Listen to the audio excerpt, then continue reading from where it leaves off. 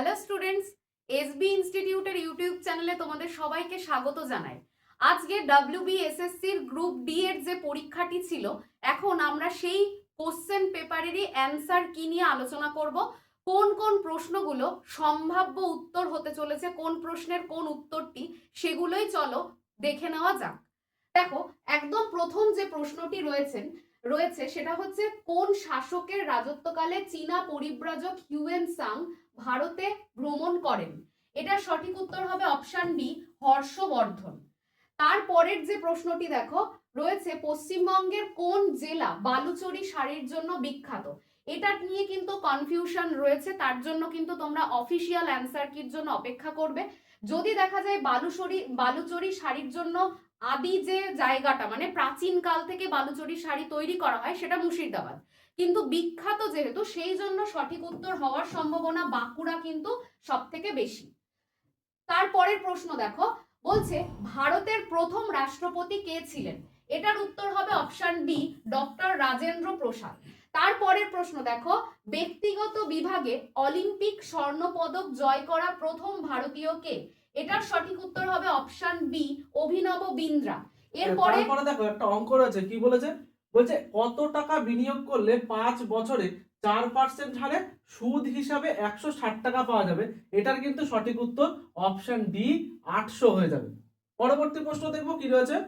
দেখো পরবর্তী প্রশ্ন কি রয়েছে। দেখো, কম্পিউটার চালু করার প্রক্রিয়াকে কি বলা হয়? এটার সঠিক উত্তর হয়ে যাবে অপশন সি, বুটিং বলা হয়। তারপর দেখো, একটি ওয়েবসাইটে এক পেজ থেকে অন্য পেজে যাওয়ার প্রক্রিয়াকে কি বলে? এটার উত্তর হবে অপশন সি, নেভিগেটিং বলে।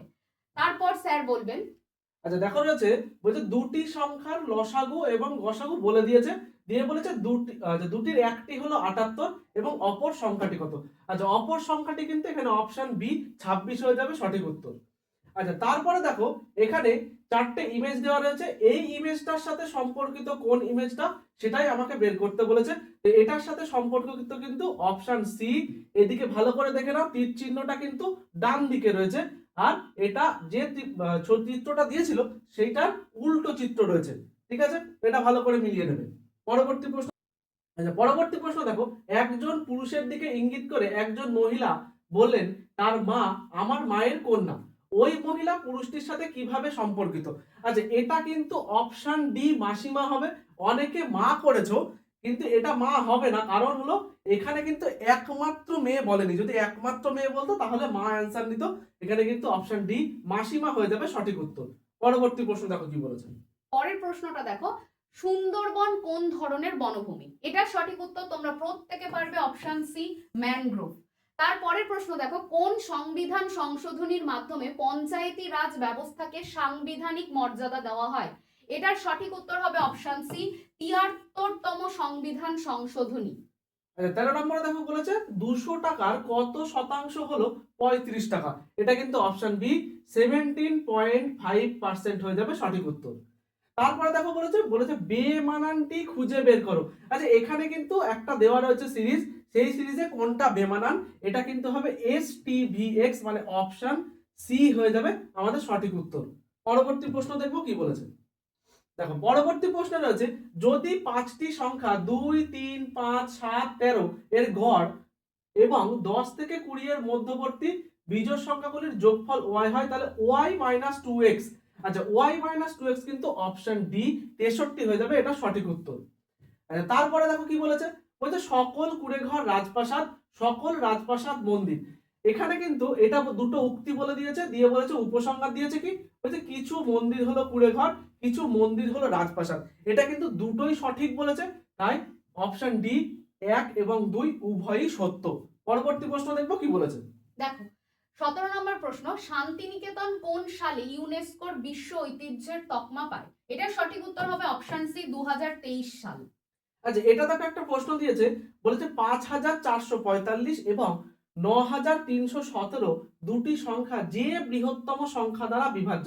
আচ্ছা তোমরা খুব ভালো করে জানো, এই ধরনের অঙ্ক করতে গেলে কিন্তু যে সংখ্যা দুটো বলে দেয় তাদের গসাগু করতে হয়। তাহলে এটার সঠিক উত্তর হয়ে যাবে অপশন বি, 121।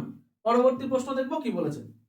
দেখো বলেছে 24:a = 400, তাহলে a এর মান কত? আচ্ছা a এর মান হবে অপশন এ, 0.06 হয়ে যাবে, এটা সঠিক উত্তর। পরবর্তী প্রশ্ন দেখবো কি বলেছে।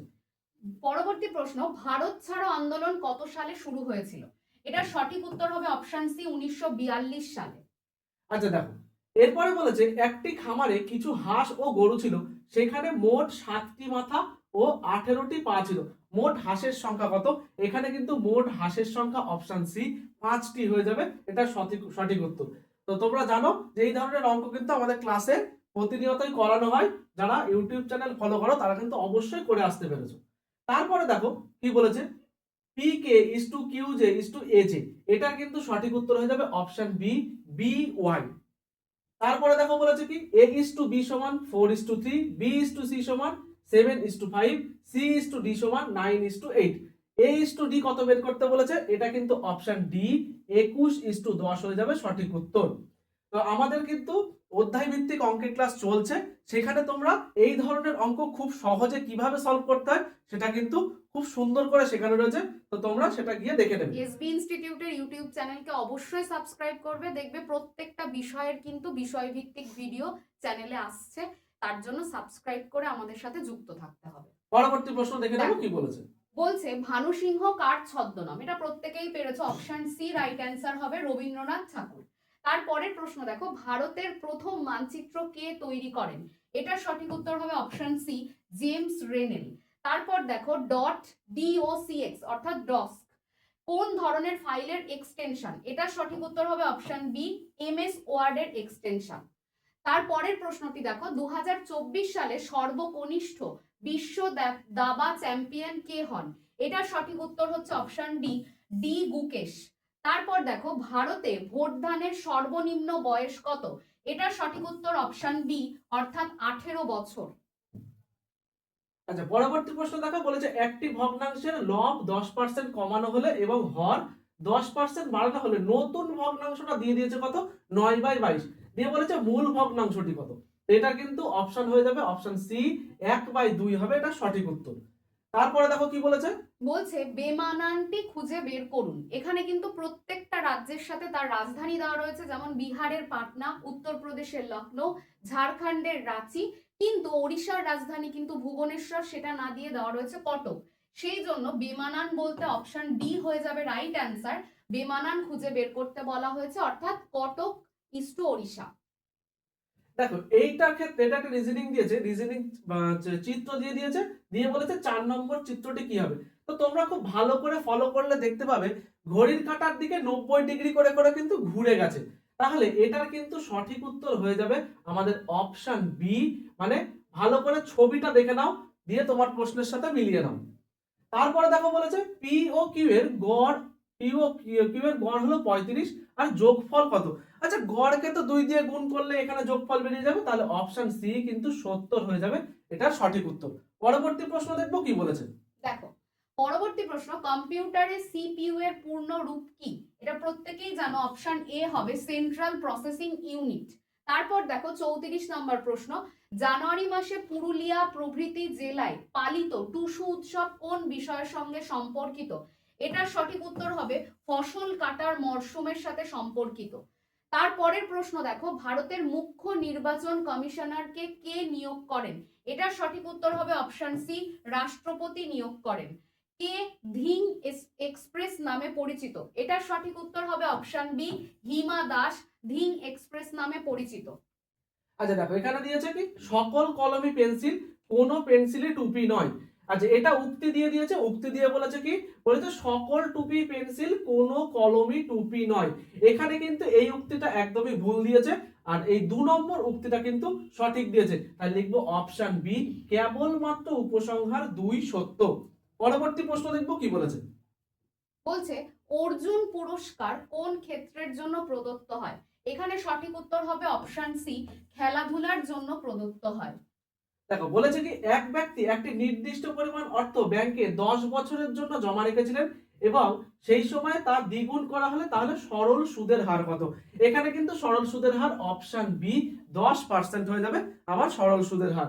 লাস্ট প্রশ্ন আজকে খুব সুন্দর করে দেখে নাও কি হতে দেখো চলেছে। লাস্ট প্রশ্ন রয়েছে গ্লুকোমা চোখ, সেই জন্য জন্ডিস কোথায় হয়, কোন অঙ্গে, সেটার কথা বলা হয়েছে। এখানে অপশন বি হবে যকৃৎ। তাহলে এই যে 40টা প্রশ্ন, এখান থেকে তোমাদের কার কত নাম্বার সঠিক হয়েছে অবশ্যই কিন্তু কমেন্ট সেকশনে জানাতে ভুলো না। আর এসবি ইনস্টিটিউটে কিন্তু WBSSCর গ্রুপ CD এর ব্যাচ ছিল, তারা কিন্তু প্রত্যেকেই সমস্ত ছাত্রছাত্রীরা ভালো পরীক্ষা দিয়েছে এবং এসবি ইনস্টিটিউটে কিন্তু সমস্ত পরীক্ষা, সরকারি চাকরির সমস্ত পরীক্ষাকে টার্গেট করে প্রস্তুতি করানো হয়। তোমরা যারা যারা এসবি ইনস্টিটিউটের সাথে যুক্ত হতে চাও তারা অবশ্যই কিন্তু স্ক্রিনে দেওয়া নাম্বারে যোগাযোগ করো। স্যার বলবেন, এবার স্যার কিছু বলুন। আচ্ছা, আজকের প্রশ্নটা যেরকম ছিল তো তোমরা দেখতেই পেলে আজকে 40টা প্রশ্ন কেমন ছিল। আচ্ছা, প্রশ্ন কিন্তু খুবই সোজা ছিল, তো কিছু কিছু প্রশ্ন ছিল যেগুলো খুবই জানা কিন্তু সহজে ভুল হওয়ার মতো প্রশ্ন। যারা যারা আজকে 40টা প্রশ্নই ঠিক করে এসছো তারা তো খুবই ভালো করেছো, আর যারা করতে পারোনি তো তারা হতাশ হয়ে না, পরবর্তী পরীক্ষার জন্য প্রস্তুতি নাও। যদি তোমার প্রস্তুতির প্রয়োজন হয় অবশ্যই এসবি ইনস্টিটিউটে যোগাযোগ করো এবং শুরু করো তোমাদের চাকরির প্রস্তুতিকে। অলরেডি আমাদের কিন্তু রেলওয়ে গ্রুপ ডি, MTS আর SSC GD কে টার্গেট করে একটা অফলাইন ব্যাচ চলছে। যারা যারা ভর্তি হতে চাও স্ক্রিনে দেওয়া অফিসিয়াল নম্বরে ফোন করে যাবতীয় তথ্য নিয়ে নাও এবং খুব তাড়াতাড়ি ভর্তি হয়ে যাও। আর এছাড়াও এই যে এই WBSSCর C এবং D এর পরীক্ষায় কত কাট অফ যেতে পারে এর যে ভিডিও খুব শিগগিরই আসছে, তার জন্য এসবি ইনস্টিটিউটের ইউটিউব চ্যানেলটিকে সাবস্ক্রাইব করো এবং বেল আইকনটি প্রেস করে রাখো। দেখা হচ্ছে পরবর্তী ভিডিওতে। আজকে এই পর্যন্তই। সবাই সুস্থ থেকো, ভালো থেকো। ধন্যবাদ।